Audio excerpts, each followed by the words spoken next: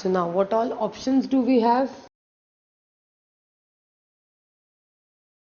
3 selling price हमें दिए हुए हैं, 100, 110 एंड 120. ये 3 हमारे पास अलग अलग ऑप्शन है सेलिंग प्राइस के. डिमांड 100 अगर होता है तो 1500 यूनिट्स की डिमांड है, 110 पे 1000 एंड 120 पे 500. प्रोडक्शन विल बी, अगर आप 100 रुपीज सेलिंग प्राइस रखते हो, डिमांड भले ही 1500 है, पर आपके लिए पॉसिबल ही है केवल 1067 यूनिट्स बनाना. अगर 110 रुपीज की आप सेलिंग प्राइस रखते हो, डिमांड 1000 है, आप पूरे 1000 यूनिट्स मैन्युफैक्चर कर सकते हो. वैसे ही अगर थर्ड वाली कैटेगरी में हो तो आप पूरे 500 यूनिट्स मैन्युफैक्चर कर सकते हो. Okay, in that case contribution, sorry, variable cost तो सेम ही रहेगा पर यूनिट जो हमने इधर निकाला है 86.5. Variable cost per unit will be 86.5. आप सेलिंग प्राइस चाहे कुछ भी डिसाइड कर लो. So we'll get different contributions per unit, 13.5, 23.5 and 33.5. ये अलग अलग हमारे सेलिंग प्राइस हो गए, ये हमारा सेम एक वेरिएबल कॉस्ट हो गया. So we'll have different contributions per unit. We can find out the total contribution. एक यूनिट से इतना मिल रहा है and we are producing 1067 units.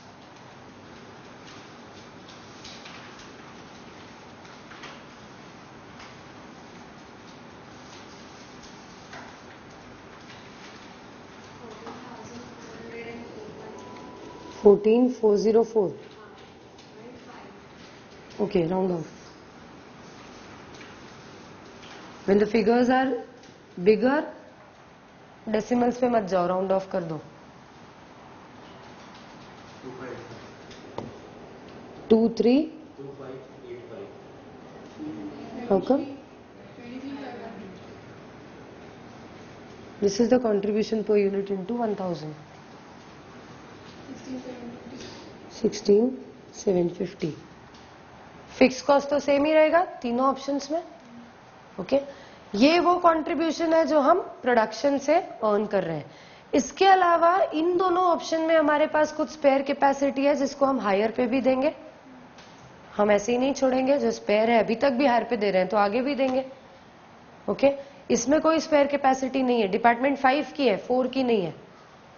5 की तो हमें हायर पे देनी नहीं है. यहां पर हमारे पास डिपार्टमेंट 4 की भी स्पेयर कैपेसिटी होगी, उसको भी हायर पे दिया जा सकता है. सो लेट्स सी कितनी कैपेसिटी हमारे पास अवेलेबल है. स्पेयर कैपेसिटी इन डिपार्टमेंट 4, अगर हम यूनिट्स के टर्म्स में देखें, इन टर्म्स ऑफ यूनिट्स, यहां पर कुछ भी नहीं होगी. यहां पर हमारे पास 67 यूनिट्स के जितनी कैपेसिटी बाकी है और यहां पर 567 यूनिट्स के जितनी कैपेसिटी बाकी है. इसको अगर हम आवर्स में कन्वर्ट करें तो एक यूनिट बनाने में 45 मिनट्स लगते हैं. 67 यूनिट्स बनाने में कितने मिनट्स लगेंगे या उसको कन्वर्ट करके हम देख सकते हैं कितने आवर्स लगेंगे. 67 into 45 divide by 60, 50.25. Similarly, 567 into 45.60, 425.25. इतने घंटे हमारे पास स्पेयर है. For every spare hour we are earning a contribution from hiring of spare capacity in department 4. हर एक घंटे में हम 10 रुपीज का कंट्रीब्यूशन अर्न कर रहे हैं. So total contribution from hiring 502.5 and 4252.5. Production से इतना कंट्रीब्यूशन मिल रहा है, हायरिंग पे इतना कंट्रीब्यूशन मिल रहा है. So we can say gross contribution on 14404, 21002.5.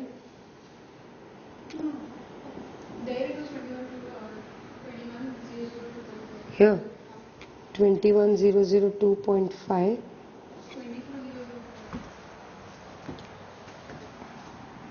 24002.5. So this being the highest, क्योंकि फिक्स कॉस्ट तीनों ऑप्शंस में सेम ही है. अगर डिफरेंशियल होता तो वो भी हमें कंसिडर करना पड़ता. सेम है तो उसको इग्नोर करके we can say that we will go with this selling price. हम सेलिंग प्राइस रखेंगे 110.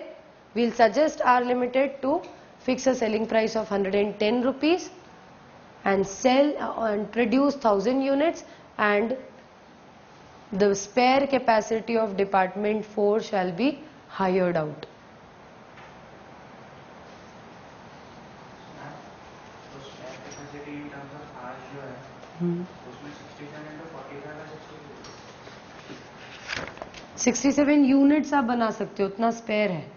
ओके, एक यूनिट बनाने में 45 मिनट्स लगते हैं. इसका मतलब अगर एक यूनिट जितनी स्पेयर कैपेसिटी में बोलूं तो मतलब मेरे पास 45 मिनट स्पेयर है. ओके, मैं बोल रही हूँ मेरे पास 67 यूनिट जितनी स्पेयर कैपेसिटी है. तो कितने आवर्स मेरे पास हो गए स्पेयर, कितने minutes? This is in minutes, in terms of hours.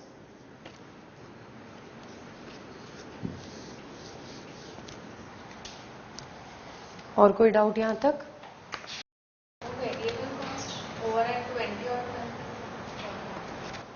Starting में ये टोटल इतना है, उसमें से फिक्स्ड इतना.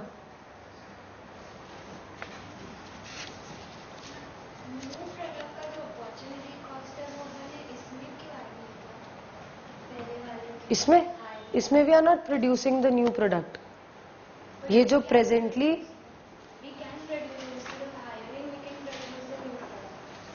सो you will consider either of the two. आप दोनों में अपॉर्चुनिटी कॉस्ट नहीं लगाओगे.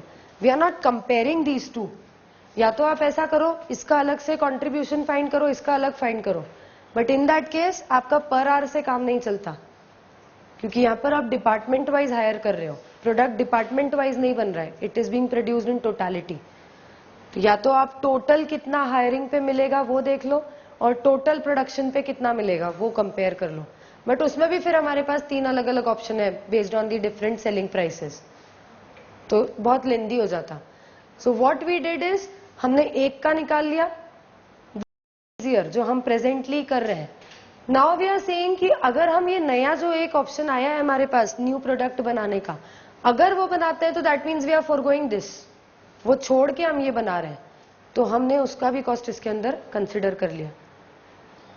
ओके, अगर इनको हम आपस में कंपेयर करके दोनों का डिसीजन दे रहे होते ना, इन दैट केस हम इधर अपॉर्चुनिटी कॉस्ट कंसिडर नहीं करते. हम इसका भी टोटल निकालते, इसका भी टोटल निकालते, फिर डिसाइड करते हैं. बट बिकॉज टोटल निकालना वॉज डिफिकल्ट, ये डिपार्टमेंट वाइज है, जबकि ये टोटालिटी में है, दोनों डिपार्टमेंट का यूज करके एक ही प्रोडक्ट बन रहा है. दूसरा, यहाँ पर जो आपको टोटल मिलेगा कंट्रीब्यूशन, वो अलग अलग सेलिंग प्राइस के हिसाब से डिफरेंट हो सकता है. तो आपको पूरी ये सारी वर्किंग करके फिर फाइनली टोटल आता, फिर फाइनली आपका डिसीजन हो पाता. इसलिए हमने उसको शॉर्टकट करके इधर से जो कंट्रीब्यूशन मिल रहा है उसी को अपॉर्चुनिटी कॉस्ट मान लिया. यहाँ पे भी अगर कुछ मिल रहा होता तो वो भी अपॉर्चुनिटी कॉस्ट हो जाता. दोनों हमारे अपॉर्चुनिटी कॉस्ट हो जाते हैं. ओके, और कोई doubt? Third point, quantify the weekly gain that this programme and price should yield. Weekly हमें इससे कितना फायदा होने वाला है. So this is the gross contribution which you are earning. ये ग्रॉस है for 50 weeks. So you can find the weekly gain. ये 50 वीक्स का ग्रॉस कंट्रीब्यूशन है. So we can say weekly gain पहले आप सेंटेंस लिखोगे about your decision that we are opting for this selling price and the balance capacity we'll advise R Limited to give it on higher for department 4. वो statement आएगा आपका. उसके बाद third point में you will find weekly gain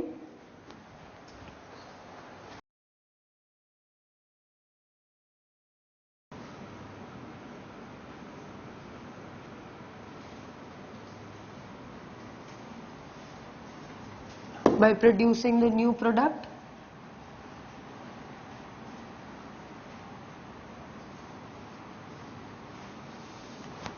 So this 24,000 2.5 आप round of करके आप इसको 24,000 भी ले सकते हो. This is for the entire year and we have 50 weeks in the entire year. So per week हमारा कितना हो गया gain? 480.04 05. Okay. This is over and above what we were actually doing. अभी तक जो कर रहे थे उसके अलावा इतना हमें गेन हो रहा है. बाकी का बिजनेस हमारा एज इट इज चल रहा है. सिर्फ स्पेयर कैपेसिटी में हम ये एक्स्ट्रा प्रोडक्शन करके इतना गेन अर्न कर रहे हैं. Any doubts? Any doubts? लिख लीजिए and then read the next question.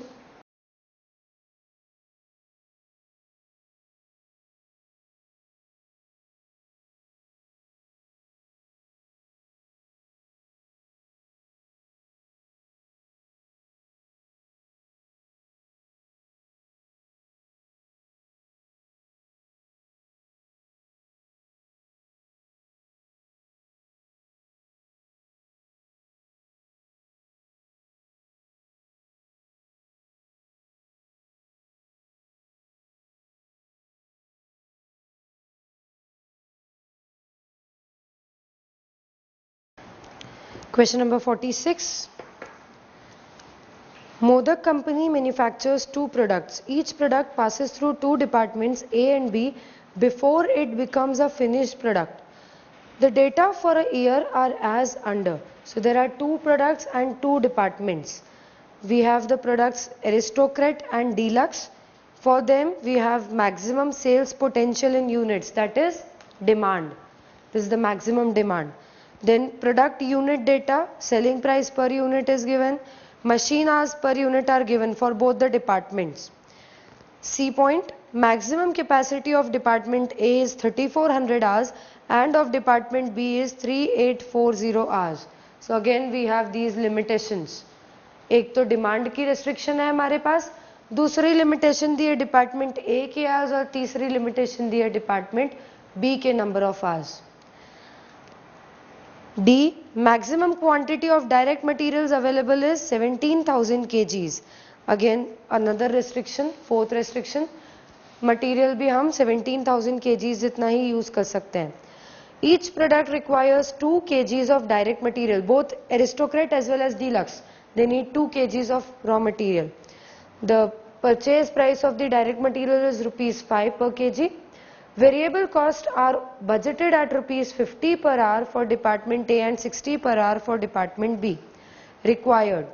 Which of the two products should be produced and sold in the year under review to maximize the profits? Which of the two products बोला गया है? Not a combination of two. Which of the two? इसका मतलब या तो Aristocrat या फिर Deluxe. इन दोनों में से कौन सा प्रोडक्ट हमें बनाना चाहिए so that we are able to maximize our profits. State the number of units of that product and the resultant contribution. How many units you will produce and how much contribution you will earn from that. 2. The surplus capacity available in department A or department B after manufacturing of either Aristocrat or Deluxe is proposed to be hired out to earn a contribution of rupees 40 per hour in case of department A and rupees 60 per hour in case of department B. Now it said आपको जितना production करना है दोनों department में, दोनों में से जिस भी प्रोडक्ट का आप करोगे you will do that production. After that production, whatever balance capacity is being left out, that will be given on hire for both the departments. दोनों का हायर से मिलने वाला कंट्रीब्यूशन हमें दिया है. This is the contribution now, not the higher charges. मतलब इसमें से और हमें वेरिएबल कॉस्ट डिडक्ट नहीं करना है. This is the net which is left out with us. Then prepare a statement to show whether aristocrat or deluxe should now be produced to maximize the total contribution. So now again we'll have to find out whether we should produce deluxe or whether we should produce aristocrat.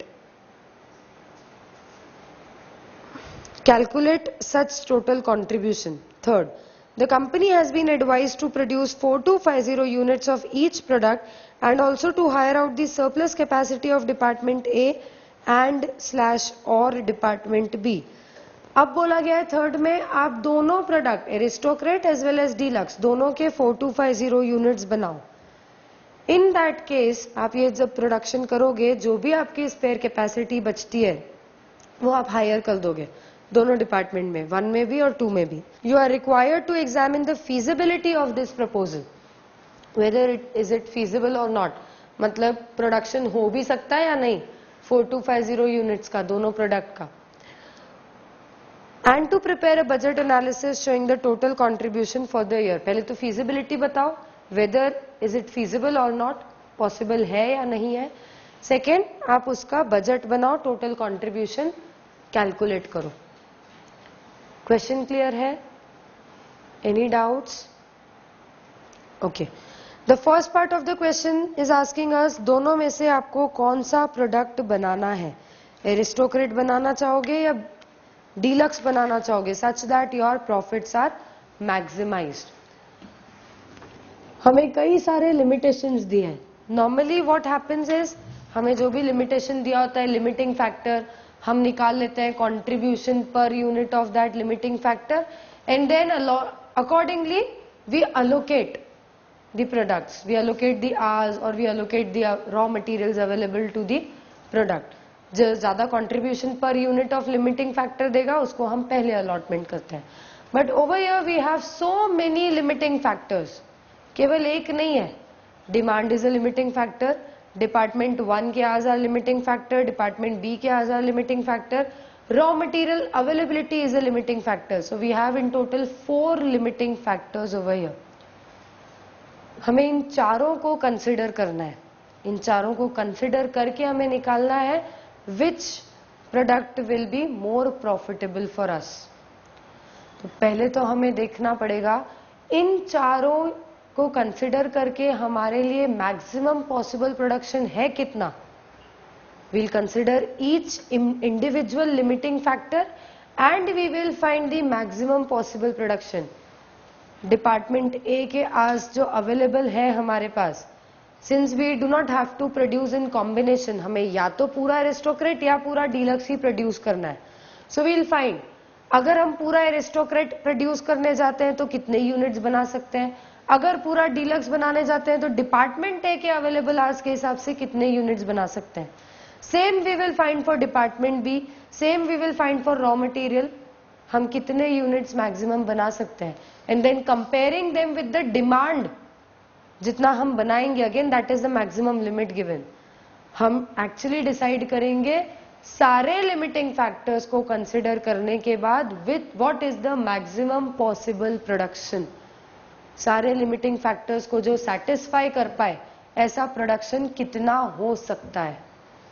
So we will get 1 figure for aristocrat, 1 for deluxe, जो चारों conditions को satisfy करेंगे. उसके बाद हम देखेंगे अगर हम एरिस्टोक्रेट के उतने यूनिट्स बनाए तो कितना कंट्रीब्यूशन मिलेगा, डीलक्स के उतने मैक्सिमम पॉसिबल यूनिट्स बनाए तो कितना हमें कंट्रीब्यूशन मिलेगा. जिससे भी ज्यादा मिलेगा हम वही ऑप्ट कर लेंगे. आया समझ में? So we will first find out the maximum possible production.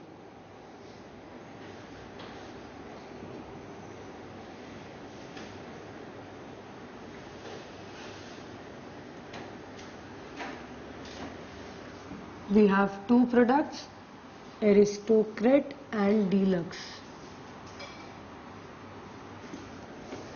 सबसे पहला लिमिटिंग फैक्टर हमें दिया है डिमांड. इससे ज्यादा तो हमें प्रोडक्शन करना ही नहीं है, भले ही हमारे पास कितनी भी फैसिलिटीज अवेलेबल हो। This is the maximum possible जितना हम प्रोडक्शन करेंगे। सेकेंड हमें दिया है लिमिटिंग फैक्टर डिपार्टमेंट ए के available hours. So it's given that department A में we have maximum 3400 hours available. Okay, और ये भी दिया है एरिस्टोक्रेट का एक यूनिट बनाने में डिपार्टमेंट ए में लगते हैं 0.5 आवर्स, डीलक्स का एक यूनिट बनाने में डिपार्टमेंट ए में लगते हैं 0.3 hours. So how many units of aristocrat you can manufacture in 3400 hours and how many units of deluxe you can manufacture in 3400 hours? Department A के hours है, so we have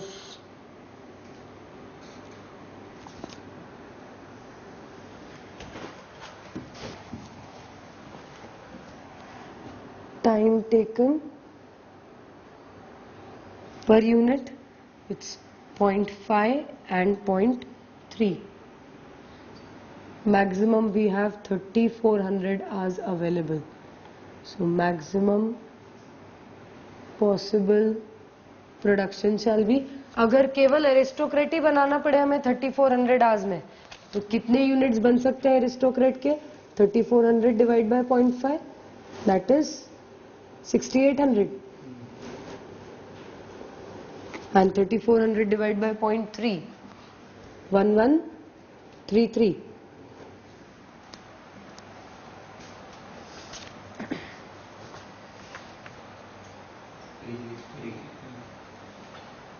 अच्छा, 11333 इतने possible units हम बना सकते हैं। Then third limiting factor is department B के hours which are available as 3840, इतने आवर्स हमारे पास अवेलेबल है।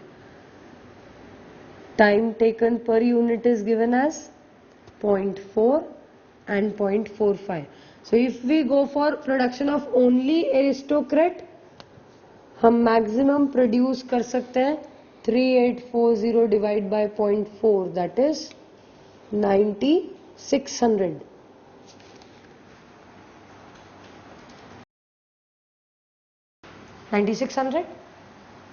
And if we go for entire production of deluxe, we can produce 3840 divided by 0.45.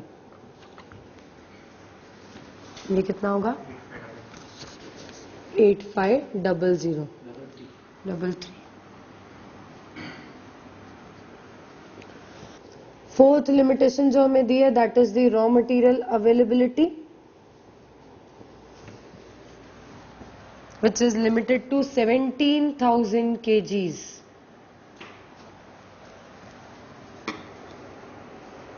Quantity required per unit is 2 kg.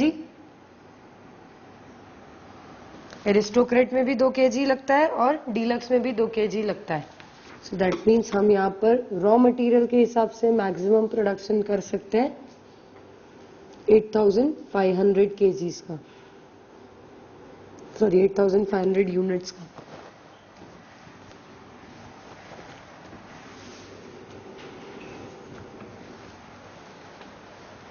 ये समझ में आया?